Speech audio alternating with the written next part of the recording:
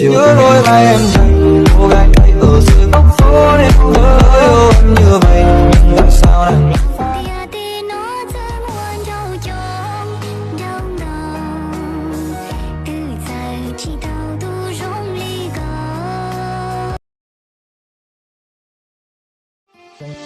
dành trọn hết chân thành này gửi trao cho những ai đang buồn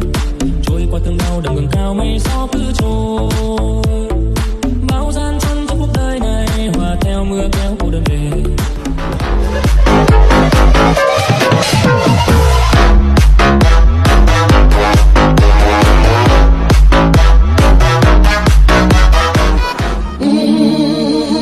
Let me talk to, come on. Shut it down, body, the bird, the whole club's looking at. Chỉ có trong thấu luôn, đường dây mua trong tóc chỉ đường dây nia. Vì cô cho thiên lũ có ý lên, vì cô nó cô theo lý tỏ có, chờ nó cô có từng dôn dôn dôn,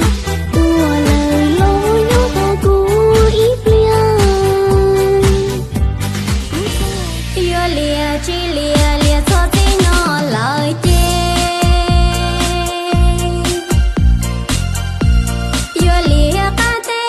Có thon đưa cầu tê khó thư lo dễ yêu mù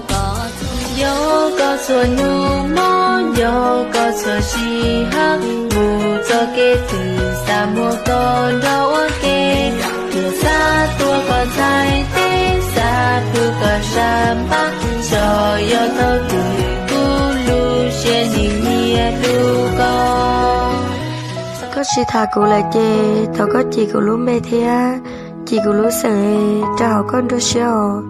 để cụ yêu tụi năng có chị lú chỉ cần trái mơ thiên 我曾经等过你，因为我也相信你说的不水千山昔日相约。